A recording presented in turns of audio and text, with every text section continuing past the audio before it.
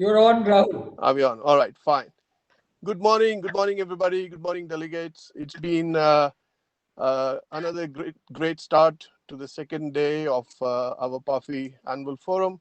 We are now in session 6, and to quickly put things in perspective, we are going to have what we believe and we a very engaging discussion on India's role in a changing geopolitical world order. We know what the pandemic has done. We know also that some of you morning debate, the US presidential debate, which is obviously something people are looking at very closely. There are things happening between India and China. There are things happening with Quad. There are lots of stuff happening in a world that is looking very different since the start of the pandemic. So I'll very quickly introduce our panelists. Uh, we have Sanjoy Roy, who's the managing director of Teamworks Films, and he will be in conversation with Shashi Tharoor, and I believe he doesn't need any introduction. So very quickly, Sanjoy, on to you, and I would presume all the delegates are looking forward to hearing this very engaging conversation. So I'll hand over to you, Sanjoy, to take things forward. Thank you, Rahul, and thank you, Ajay Khanna and Neelima, and congratulations to PAFI for this fabulous event that you all have put together.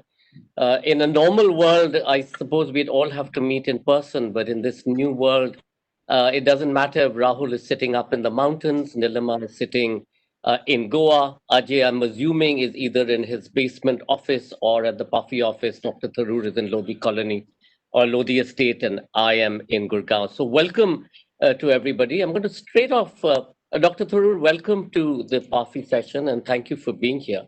Thank you, Sanjoy. Good to be with you. In today's changing world, as Rahul said, Dr. Tharoor, what we've seen is an unprecedented collaboration between governments and between pharmaceutical companies and scientists trying to race ahead of time to get the vaccine out. This kind of collaboration hasn't been seen in recent times. In fact, quite the opposite, with many multilateral agencies from the WHO, the United Nations, coming under a huge amount of fire and the world turning inwards. Just a few days ago, Johan Norberg, in his address based on his book, talked about how it was vital for countries, for people to be able to work together. And where they haven't, and he used a wonderful example from Tasmania, when Tasmania broke off from the mainland of Australia tens of thousands of years ago. The Tasmanian people had no access to mainland Australia. And the Aborigines on mainland Australia continue to develop their boating skills, their fishing skills, their hunting skills. But when people discovered Tasmania about 300 years ago, they realized that none of that had been possible in Tasmania. Dr. Tharoor, you've been part of the United Nations, and India is going to be part of the Security Council yet again. Give us your sense of what is the opportunity, or has that ship long sailed?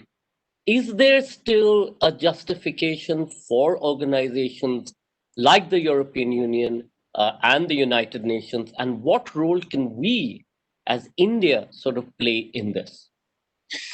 Thank you, Sanjoy. In fact, you actually happen to have asked a question to which I have answered in the course of an entire book. I co-authored with my friend Samir Saran a book called The New World Disorder and the Indian Imperative, which came out just before COVID hit the world and therefore sank more or less without trace, because obviously COVID and the lockdown and so on eclipsed it completely. But in fact, one of the tragic things about the whole pandemic is that it bore out our central argument, which is that we have been able to see that instead of what you talked about, growing international cooperation and solidarity, the pandemic actually unleashed, I'm sorry to say, various competing and incompatible national sovereignties, America first, India first. Even within the European Union that he mentioned, there was a huge division between the southern European countries and the so-called frugal four of the north. who didn't want to initially give money to bail out the rest. And all of this was happening. And then the United States, instead of strengthening the one international organization we have that exists to fight global pandemics, the World Health Organization, announced it was pulling out of WHO. So I'm afraid I don't see any silver linings in this particular cloud. First of all, the trend towards greater assertions of national sovereignty and the waning legitimacy of international institutions was already pronounced before the pandemic. And when in all that recrimination and blame throwing in the first few months of the year, you remember the WHO being attacked for its response to the outbreak, its indulgence of the official Chinese line for far too long.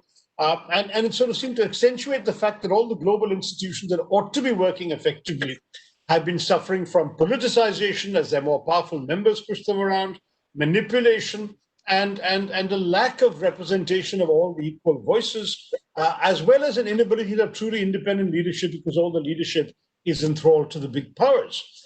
And this was accentuated by everything that happened on the pandemic. Had global governance been working effectively, the world should have identified the coronavirus as soon as it emerged in December, early January, sounded a global alarm much earlier about its dangers, identified and publicized the best practices, and then all countries in the world should have been encouraged and enabled to adopt these best practices to prevent or limit its spread. That none of this happened is a damning indictment of the state of our new world disorder. Now, you ask, what should India do? I mean, I must say, as an Indian, I have no doubt that we must be globally active if we are to create and maintain the society we want at home. I've always argued that our international credibility is often a reflection of our domestic postures, and our success at home is the best guarantee that we'll be respected and effective abroad.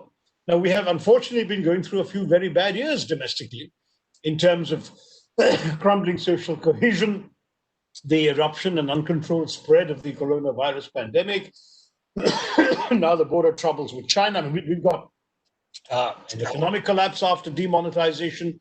We've had unemployment in the worst figures ever recorded in the history of these figures being recorded in India. Everything is going wrong.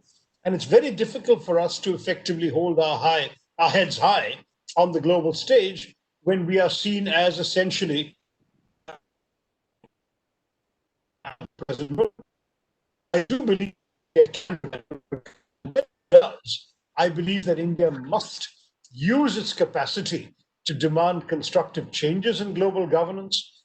India has to be what it was trying to be before the last 5 years or so, which was a sort of example to the developing world, the world's first development power, with our rise being linked to our ability to provide governance solutions to the development needs of millions of people in Asia and Africa, and then from there to helping set the rules for a more equitable global order. Now, I've packed a lot of ideas into that answer. I don't know how much you want to go into detail about anything I've said, but I just hope that India would find the courage, initiatives to catalyze a new consensus for our world. But before it does so, we really have to fix our internal situation first so that we can face the rest of the world with greater credibility and with the renewed admiration we used to enjoy till very recently. So, Dr. Tharoor, what I get is that what you're sort of saying is that we're going into the Security Council not with the same status that we had when we last were on the Security Council. And you're saying that that may perhaps mortgage the leverage that we could have on the Security Council. But the question to you, Dr. Tharoor, is given the need for United Nations reforms, what do you feel that India can do to be able to make that happen? Or is that still rhetoric as far as the rest of the countries go, and especially the United States? And a lot of people continue to say that today, to do any kind of reform in the United Nations, you need to go in with a checkbook. And India has been very reluctant to go in with a checkbook. Not that it has much in the bank in terms of balance, but even then, what do you suggest? I mean, you've been an inner person in the United Nations. You know how it works. Why are we not looking to you to advise us as to the next steps? Well, that's because our politics is polarized and I'm an opposition MP. That doesn't bother me. I mean, I did have a contribution to make for the first 5 years of the Modi government as chairman of the External Affairs Committee, but they took me off that as well because they decided they wanted a BJP member to chair it. That's not honestly the issue. I'm totally irrelevant to this. I think what matters is what India as a country does. And I would argue that yes, first, I believe we need to get our act together domestically. When it comes to reform, I don't think the checkbook alone is important. Even there, India was not lacking. I can tell you truthfully that India was very much a state that actually contributed generously, contributed in cash. For example, we were the joint leading donors for the UN's Democracy Fund. We were also contributing in ideas. We were the initiators and leaders of the UN's efforts on decolonization, on racism and apartheid and all that. And we also contributed ultimately in kind, that is peacekeeping. We are, I think, if I'm not mistaken, still the #1 contributor of peacekeeping troops in the 75-year history of the United Nations. So India has nothing to be ashamed of. We have been very much in the forefront of international efforts at the United Nations to do a lot of good work and to contribute in terms of leadership. Yet we have been always more of a rule taker than a rule maker. And these rules have been made by the big, powerful countries, and we haven't been counted amongst them. Which is why we need both economic growth and prosperity on the one hand, which, as we know, has been going down the tubes in the last few years. And we also need moral authority if we want to be a rule contributor. And that moral authority comes from the successful management of our own challenges. These include the great challenges of religious and ethnic and linguistic diversity in India, which we had been managing very well again till a few years ago. It also involves managing some of the contradictions in our own neighborhood and being magnanimous and generous to our neighbors rather than having hostile relations with our neighbors. Again, that has gone down in recent years. And it also means essentially coming across to the rest of the world as an example of a thriving and harmonious society. And I can tell you, for example, that when I was working for the UN and traveling in the Gulf countries at the time of the 2004 election results, the spontaneous admiration expressed to me by a number of Arab leaders and ministers and senior civil servants and diplomats about this extraordinary phenomenon of India, which is, of course, 80% Hindu, electing a political party led by a woman political leader of Italian background and Catholic faith, who then made way for a Sikh to be sworn in as as prime minister by a Muslim president. I mean, they just couldn't believe it. They thought it was amazing, and they were full of admiration. My answer was, look, this is simply India being itself. They're not trying to do this to impress the world. And the problem is when India is being itself today, it doesn't impress the world. It creates a backlash against perceptions of Islamophobia, xenophobia, communal division, social lack of cohesion, and so on. That's part of the challenge that we have if we want to be taken seriously and respected in the world. So I would say that if we can get our act together and lead our country in the direction that we have traditionally aspired to, and that has been hailed as a success in the past, we will once again be in a position to set an example, whether on the Security Council or off it. In fact, if we do all this and we also prosper economically, we give our people decent lives, decent meals, we return to the poverty-conquering ways of the past, if we do all of that, I am confident that people from the other countries will come to us saying, we can't imagine the Security Council without you, rather than us demanding it as we are doing now. Right now, we are demanding it, and there is resistance. First of all, because we can't get it alone. There are a number of other countries that also feel that they should not have been off the council, countries like Germany, Japan, the African countries, which were all colonies when the UN was established, the Latin American countries, and so on. So it would probably be a reform that would bring 4 or 5 new countries onto the Security Council. But to get there, the threshold is very high. You need a formula acceptable to 2/3 of the member states of the UN. There has been so far no such formula, at least anyone is elusive. And then you need that formula to be ratified by 2/3 of the member states, including all 5 permanent members. In other words, you need a reform for the council that will not only be acceptable to 2/3 of the world, but will not be unacceptable to the very countries whose powers you are in the process of diluting. That is the existing permanent 5. that, I'm afraid, is a real challenge, and it's one which, in the 28 years since this reform has been attempted, has proved not just elusive, but frankly impossible. I was at the UN when Secretary General Boutros Ghali in 1992 said he wanted Security Council reform to be done and dusted by the time of the 50th anniversary of the organization in 1995. Well, the 50th has gone by, the 60th has gone by, the 70th has gone by, and we've reached the 75th this month, and we're seeing absolutely no sign of progress on this for the reasons I've mentioned. Well, there's no way that they're going to give up power. Those in power very rarely want to give up power in any sort of way. But talking about the Middle East and talking about power, that we've seen in recent times that the Middle East itself has sort of started transforming. Yes, there's been the aberrations of what's happened in Saudi Arabia, but in more recent times, the relationship between India and the Middle East has really gone to a new level, despite the fact that at home, domestically, we are still, sort of perhaps looking differently at minority religious people. But more importantly, our position on, say, Palestine, given the new deal between Israel and UAE and the growing desire of those countries to come together, have we thrown Palestine under the bus, or is this a new opportunity? Look, we haven't thrown Palestine under the bus because we have tried to have it so far successfully both ways. That is, that we did indeed, as you know, recognize Israel fully from 1991-92. Until then, we didn't have ambassadorial level relations. And we did so while keeping the Palestinians on board. Our then Prime Minister Narasimha Rao made it a point to invite Palestinian President Arafat to India and get his blessings while explaining the reason for this opening. In the 3 decades since, what India has done is we have kept very good relations with Israel, in fact, deepening and strengthening relations with Israel, particularly when terrorism became an international security threat.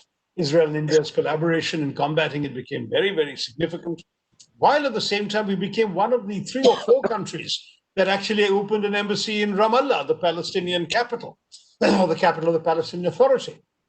We have constantly been trying to make both sides happy, and that is actually not a bad position to be in, because India is one of those countries which traditionally has prided itself on its ability to keep good relations across both sides of very hostile divides. So good relations with both Moscow and Washington during the Cold War, good relations with both Tehran and Washington during the recent unpleasant period, good relations with both Israel and Palestine. Therefore, it's part of that kind of approach.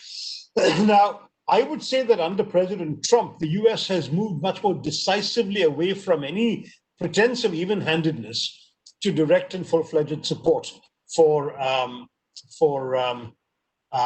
the Israeli government of Bibi Netanyahu, and even for their universally condemned settlement policies, which has had the paradoxical effect of bringing along with it a handful of Arab states, notably the UAE, which recently, as you know, reestablished or established for the first time full-fledged diplomatic relations with Israel and all of that, in a way which I think is going to undermine Palestine far more than anything that we in India may or may not say or do. I think we're very clearly heading towards a new paradigm. And I think the ones who need to worry in the long term are much more the Israelis, because if they continue pouring Jewish settlements into Palestinian territories and delaying or deferring indefinitely the establishment of a viable independent Palestinian state, then what's going to happen is that the combined territory of Israel and the occupied territories of Palestine will essentially become a very large multi-ethnic state, which will not long have a Jewish majority. And then this whole idea of Israel as a Jewish democracy will become untenable. It will become either a Jewish-led apartheid state with Palestinians having second-class privileges, which inevitably will attract the same international condemnation that South Africa did, or it'll become a truly multi-ethnic state like Lebanon or whatever, in the case of Lebanon, a multi-confessional state, which will create its own internal contradictions, civil conflict, and issues of ungovernability. So I think the short-term calculations of the present Israeli leadership are undermining Israel's own long-term interests. And perhaps India might constructively help point this out, that Israel will be far more secure in its own national vision of itself if it gave the Palestinians the freedom and security to which Palestine, in India's view, has always been entitled. But this is an ongoing, evolving thing, and I don't think any of us can come up with any definitive predictions. All I'm giving you is my own personal view and my personal analysis. With the American elections sort of just a few weeks away, and there may be a possibility of a change at the White House, how do you see that impacting US-India relations? Traditionally, one has always seen the Republican presidents have been far more supportive to India and perhaps overlooked some of India's shortcomings, be it human rights and such other issues. Will that be the same, or do you feel that with a new Democratic president at the helm, perhaps we will still be business as usual between India and the United States? And while you're at that, Shashi, the growing diaspora and the growing influence of the Indian diaspora today is something to reckon with.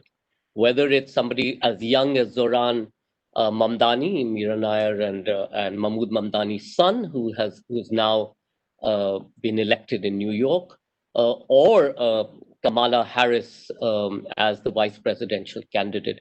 How do you see that playing out, not just in America, but really into the politics of India? Because a lot of politicians here tend to look at their NRI base as a really strong sort of support. So you've raised three issues there, and the second one partially answers the first. The first question you asked about Indo-US relations, I genuinely believe it has now transcended the partisan divide in both countries. That is that I think Indo-US relations have reached a level, escape velocity, as one might say, which means that whether it's a Republican or a Democratic administration, and whether it's a BJP or a Congress-led administration in India, I think you're going to find that both countries will give an extraordinary amount of importance to Indo-US relations for two obvious reasons. One, that we have absolute geopolitical compatibility. There are no major issues on which our interests are opposite. There may be interests that don't converge, but there are no interests that are hostile to each other, and there are a lot of interests that are compatible. And of course, secondly, is the fact that as long as we are both democracies and functioning democracies, we have an interest in shoring up each other in our respective roles in the world. And as I said, your second question partly answers the first, because one of the guarantors of this development has been the rise in influence of the Indian American community. When I first wrote about them in the early 90s, this was only beginning to make itself apparent. And at that point, there still wasn't any elected Indian American official. In the years since, we have seen no less than two Indo-American governors. We have seen an Indian American senator, at least half Indian American senator. We've seen 7 or 8 Indian American congressmen. Jindal, of course, was in both categories. And at the same time, we have now seen in this election the anointment of a half Indian American vice presidential candidate by one of the major parties, and therefore a potential vice president of the United States. And this is all an extraordinary thing for a population that is essentially 1% of the US population. Now, this 1% has been influential out of all proportion because of the fact that it is incredibly prosperous. It has the highest median income of any ethnic group in the United States, including white Americans. Indian Americans' median income is $100,000 a year, whereas the median income of America as a whole is $58,000 a year, and of white Americans is somewhere in the 70s.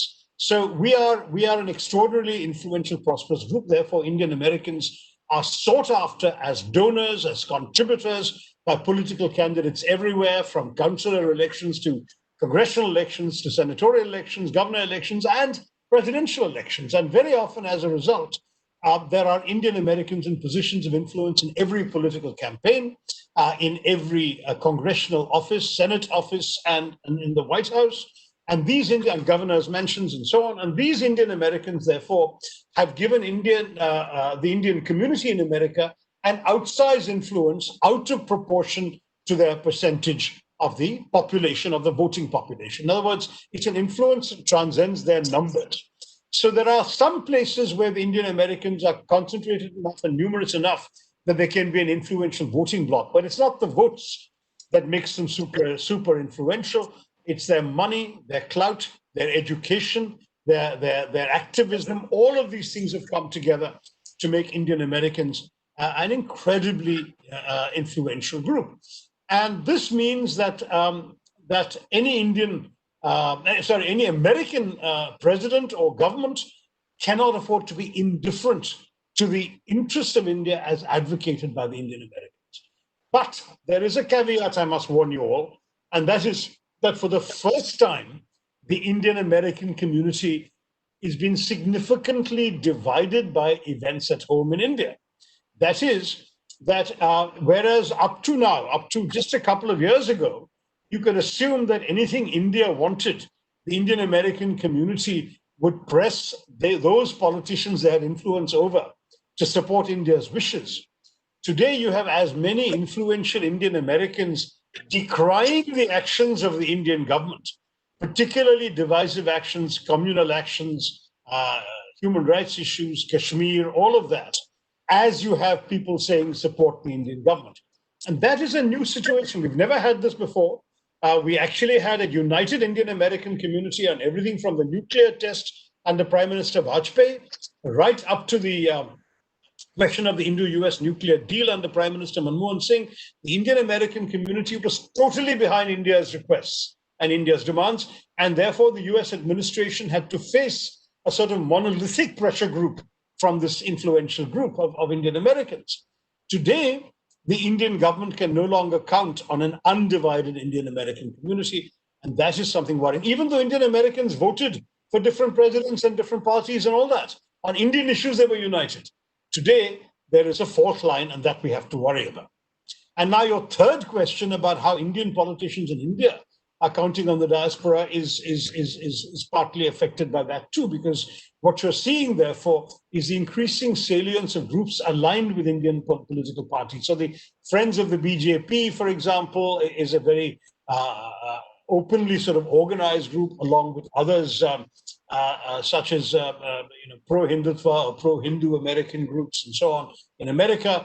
And then conversely, you have groups like the Overseas Indian Congress supporting the Congress point of view, or Hindus for Human Rights, which attacks the Hindutva movement, and various such different interest groups have sprung up. This may be inevitable given the opportunities that democracies, diverse democracies, give different people to organize, but it is something that Indian politicians should also be conscious of, rather than taking for granted that ye desi hai, ye to hame samarthan karega. That is not something you can take for granted anymore.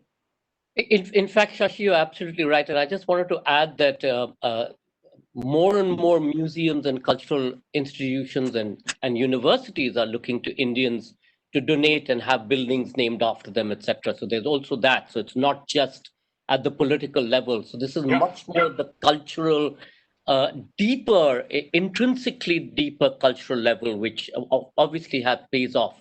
But the problem is that the hyphenated American and the new, or the hyphenated Indian, and the new demographic divide that we are seeing, the third and the fourth generation Indians, have very little to do with India. And they're not interested anymore necessarily of sending money back home or supporting the politics of A or B party. They look at themselves as American.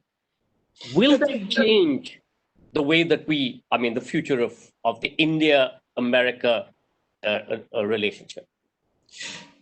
On the question of sending money back home, I don't agree with you, Sanjoy, for two reasons.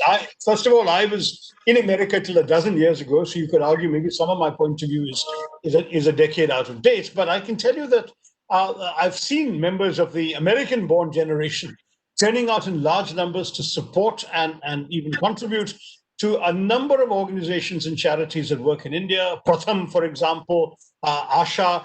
These are American organizations conceived, created, funded in America in order to, for example, both Pratham and Asha work on literacy programs in India, schooling and so on. And they raise money without any difficulty, and they do so in significant numbers from Americans. And this is not only from the old timers who still remember India. In fact, in very many ways, the youngsters, I mean, my own children were not born in India. They weren't born in America either. They were born in Singapore with my UN service, but they grew up in America from the age of 5, and they live in America. They both contribute very generously to Indian causes.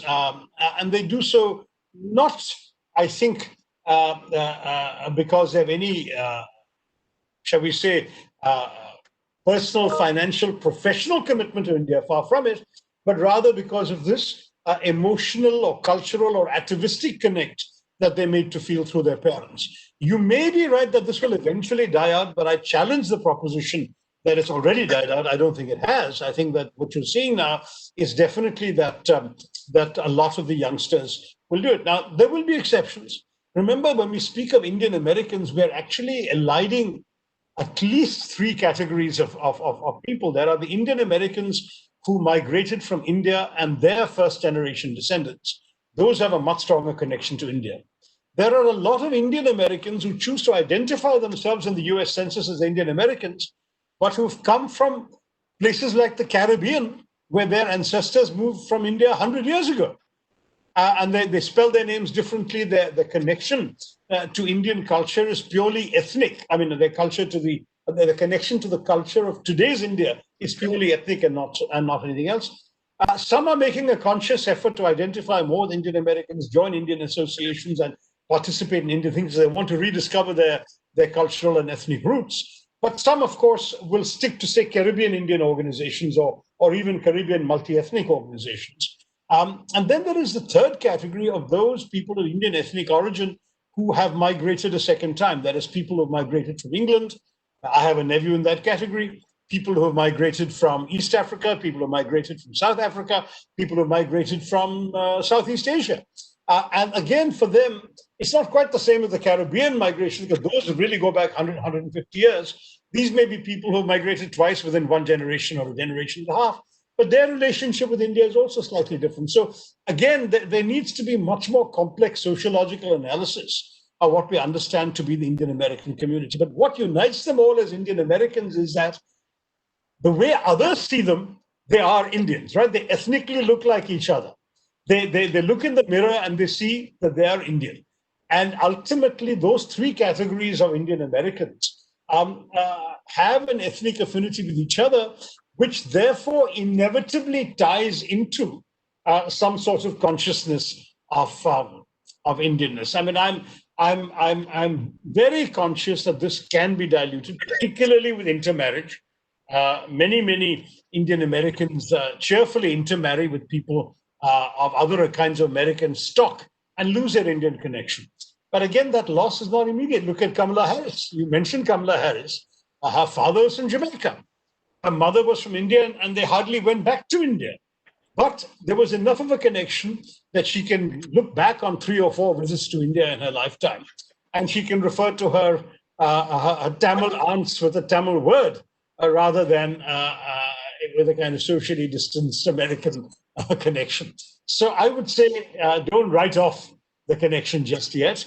Maybe by the time another quarter century goes by, that will be diluted, but I'm not even sure I'd count on that, because I think the way in which Jewish Americans have kept alive for 75 years support for Israel, even though there's now more divisions within the Jewish American community, I expect that we can look forward to many more years of Indian Americans taking an interest in India. The only difference is that there it was a question of religion. Here too it is, but I think it's somewhat different. But let's see how that pans out. With the Jewish people, it's also ethnicity. It is not only religion. In fact, many irreligious Jews have subscribed to the Zionist project. It's a complicated story. So that's a whole different discussion. Coming closer home, Shashi, Hounslow is seen to be sort of, a province of or district of Punjab, etc. And our relationship with the UK has changed completely. In our times, you had to go to the UK to study. Now, not anymore. UK with Brexit looming, and it's going to be a messy exit, has mostly written itself out of the larger worldview, and it's certainly not what it used to be. Is there an opportunity, therefore, for India to look closer to home, to the European, become much stronger partners, but we seem to look away from them all the way out to the Americas? Is there an opportunity? Much of the north of the European Union is both prosperous and active. There are opportunities India can leverage on, and as you know, or perhaps you don't know, the fourth highest attendance that we've had for JLF Brave New World is actually people from Germany listening in. Uh, Lo and behold, from where? Because they've never featured in person on the ground here in Jaipur, nor have we spent ever €1 in promoting anything that we do into the European Union countries.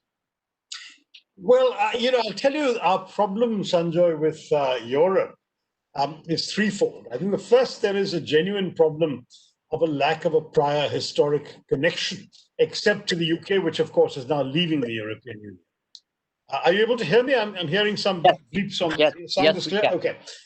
Second is the linguistic problem again, because the one European language that most educated Indians can manage is English, whereas French, German, and so on have less traction. And the third and perhaps most complicated problem is the same question that Henry Kissinger asked 20 years ago, which is, if I want to call Europe, what number do I call? I mean, there is that many in India, including in the government of India and in the Indian establishment, tend to assume that it's far more useful to have good bilateral relations with individual European countries we want than with the amorphous entity called Europe. So we have really strengthened significantly our relationships with Germany and France in the last 25 years, very, very significantly. The relationships have never been better.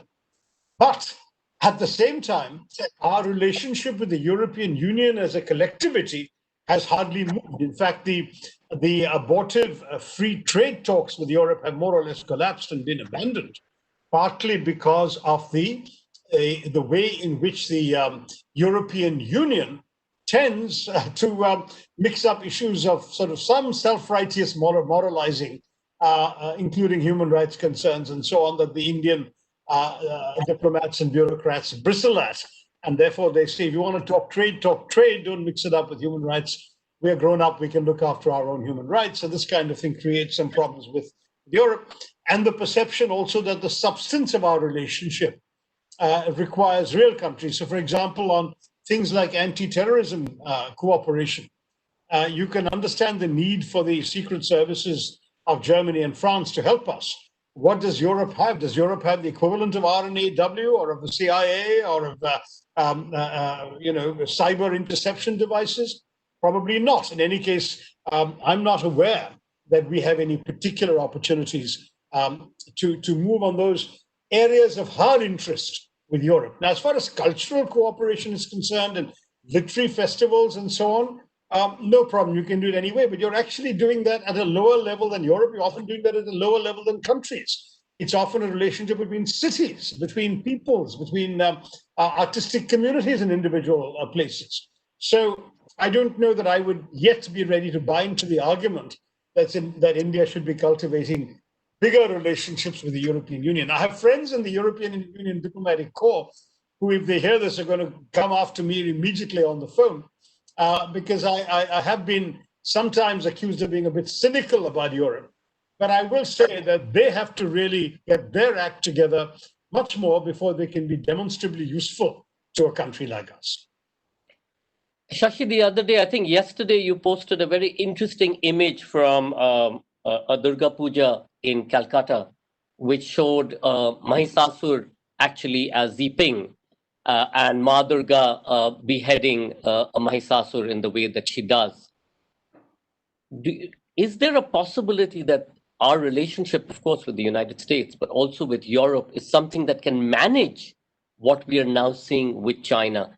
And in your view, how do you feel this China thing is going to play out? Because now we're seeing this not just in one area, the incursions, the possibility of trying to wrest or trying to gain control over Indian territory is being seen across the entire line of control or the international boundary.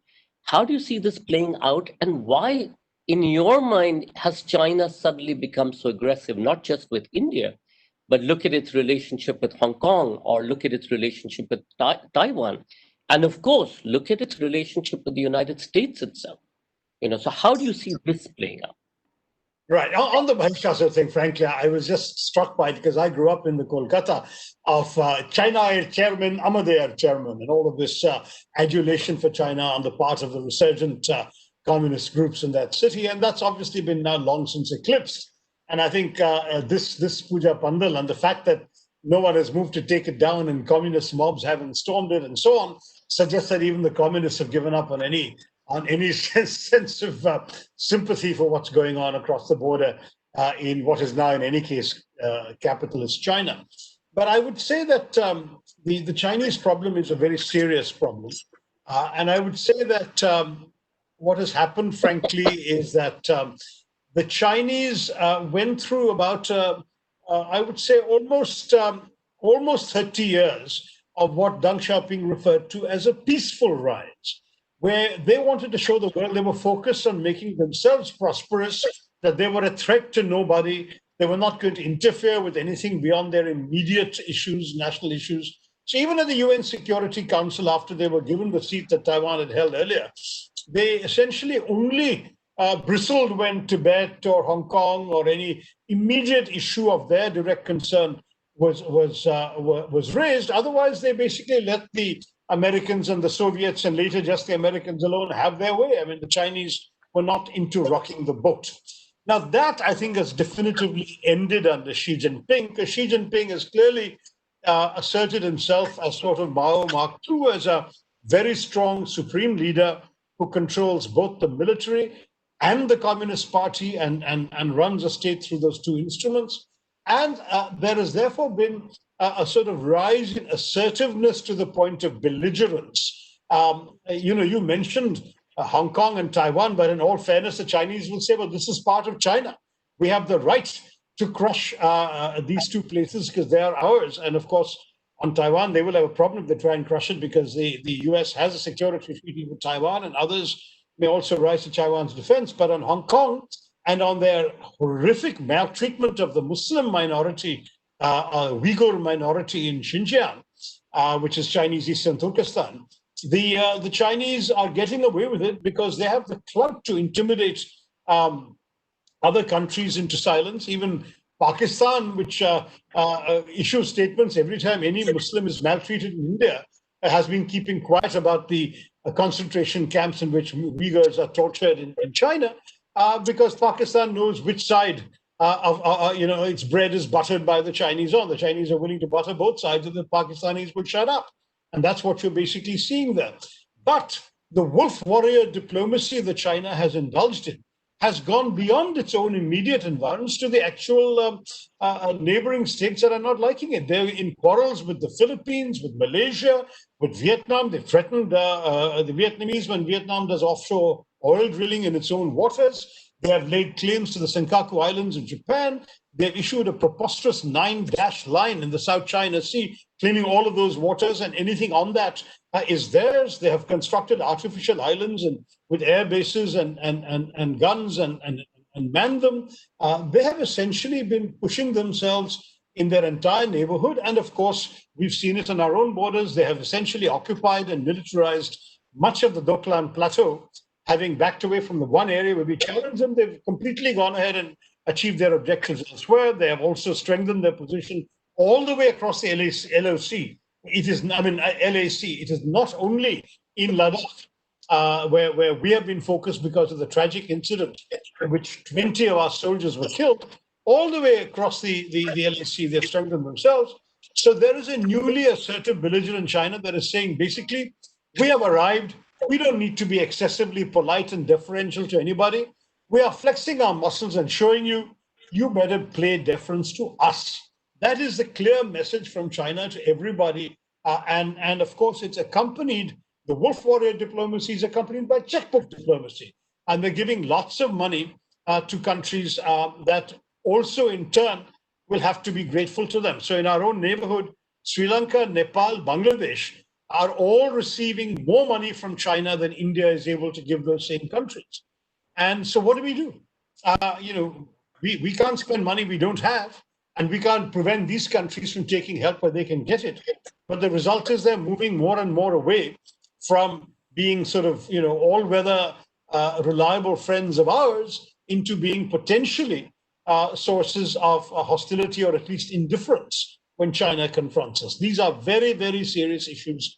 Then I'm sure, I don't need to say that I hope, I think I can say I'm sure that thinkers in the Delhi political establishment, and particularly in the Ministry of External Affairs and the Ministry of Defense, must be spending a lot of time thinking about all of this. They should be.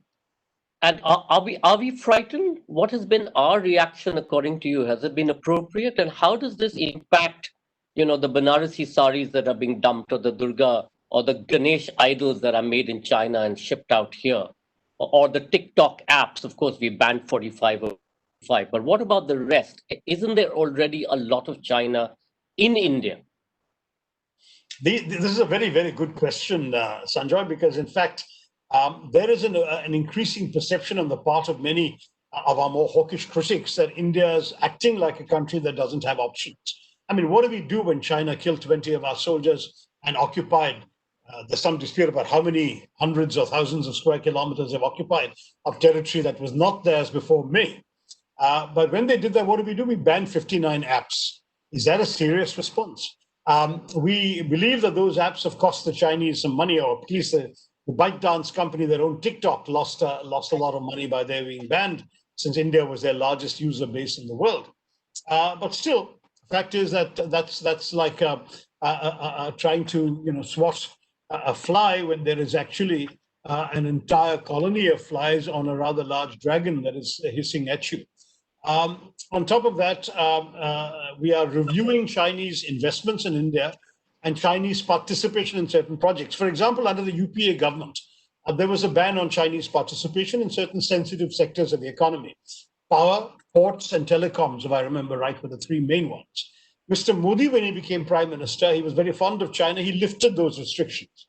Now I believe those restrictions are being reimposed, and therefore China will not be able to invest or enter in those areas.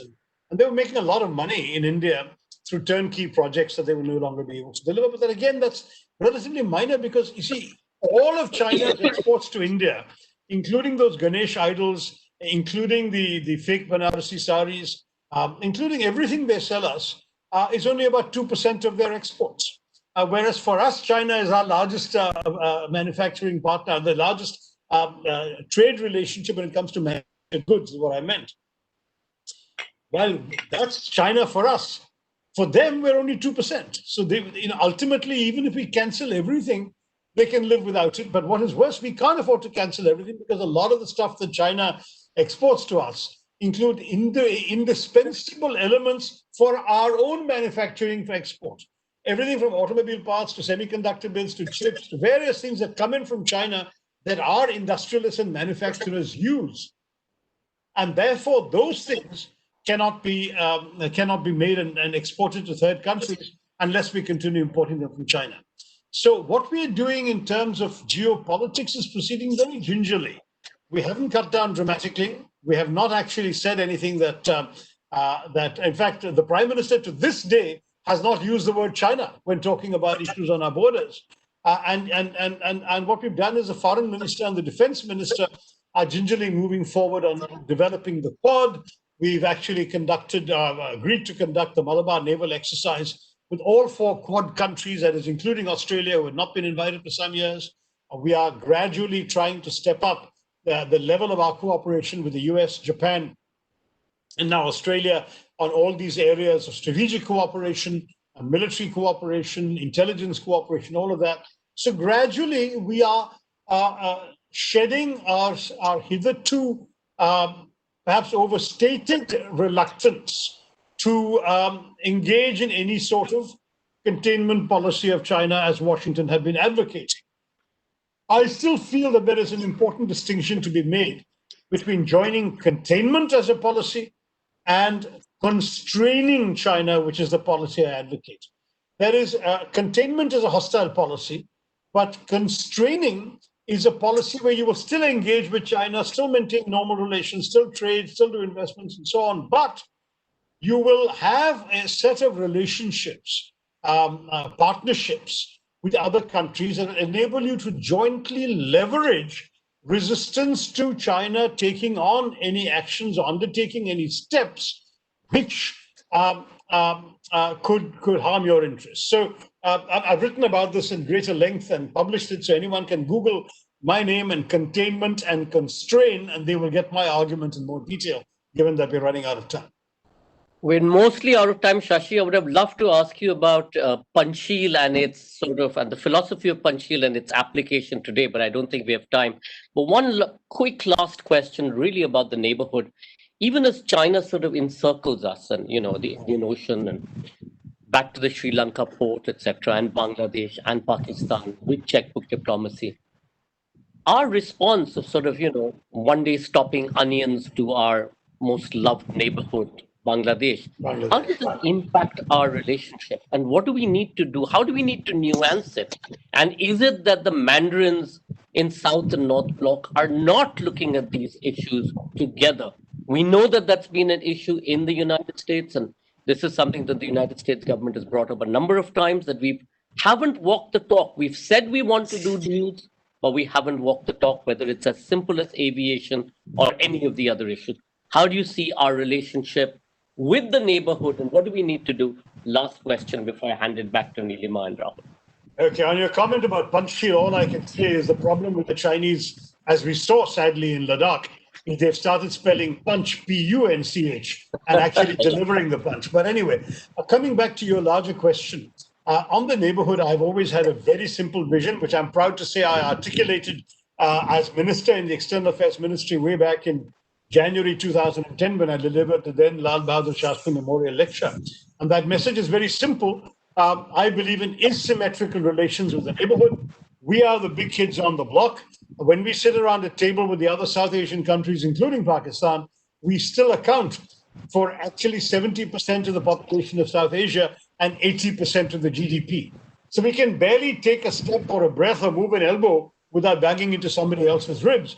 And we need to be conscious of that, which means that we actually have to give more than we take. We cannot afford to be transactional with these countries. We have to give them more and take less. And therefore, behaving in this petulant way, putting the interests of a few voters in India in very short-term ways ahead of good relations with Bangladesh on the onion issue was absolutely foolish in the extreme. And in fact contributed to alienating India's image from those of the few pro-Indian elements in Bangladesh were deeply antagonized because everyone likes to eat onions, just as the Teesta Waters issue has been not very well handled. But I must say that on top of everything like that, there has been a general perception that the Indian governments in general, and this one in particular, throw their weight around too much as a big brother in the neighborhood. And frankly, no one likes that. I remember the Mexican president, Porfirio Diaz, saying 100 years ago, "My poor Mexico, so far from God and so close to the United States." And I think the very similar sentiments must be expressed by all our neighbors about their proximity to India, because India, unfortunately, is a bit heavy-handed in its dealings with them. I might add that part of the problem with our trade diplomacy generally is that it's handled by the Commerce Ministry when it comes to international negotiations with the WTO and so on. And when it comes to our decisions, ultimately, of course, the political level is responsible. But the Commerce Ministry has a totally different set of individuals, bureaucrats, and different optics from the Foreign Ministry. And I've found in my experience of observing the two of them that very often there is a complete lack of not only coordination, a complete lack of synchronous thinking between the two. And that the excessive protectionism and belligerence of the Commerce Ministry bureaucrats severely undermines the effort of the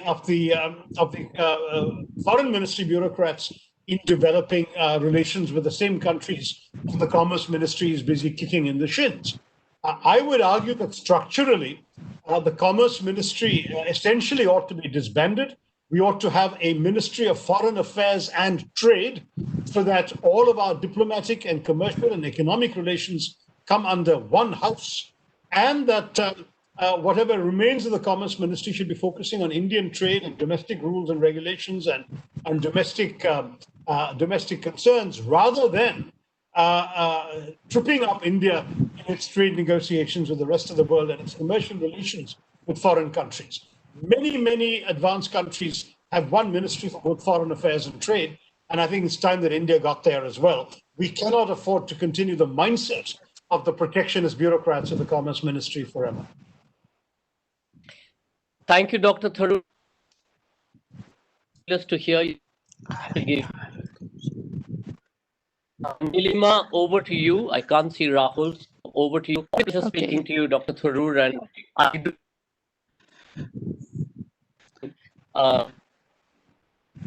Come because that really is to increasing India's bandwidth. Neelima. Thank you, Mr. Sanjoy, and thank you, Rahul, and Mr. Sanjoy, for your great moderation and great interaction with Mr. Tharoor.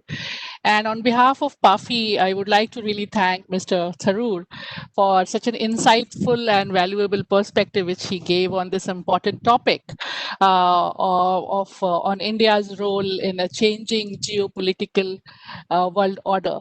And I would just like to, in fact, conclude by repeating few of the lines which again, I was just Googling it, and I found out in his recent book where he is talking about, and he has talked about the chaos or crisis the world is currently in, and in this new world order, where India, of course, has a major role to play. And importantly, India's sustained commitment to constitutional democracy is one of the key factors to scripting a new international order. With all these things, one more thing which I just wanted to mention, that yes, we all are going through this phase, and we all do understand that this is a difficult time for not only for India but for the entire world. And we are pretty optimistic, and we feel that there is a light at the end of the tunnel. And we firmly believe that despite all the obstacles and challenges, India will get there soon. And with these words, thank you once again to Mr. Tharoor, Sanjoy, to you and Rahul, and to the entire PAFI team. And also wanted to thank you all our audience friends for their active participations, and wanted to request them to stay tuned for the next session. Thanks a lot, everyone. Thank you all very much. All the best. Enjoy the rest. Bye. Thank you.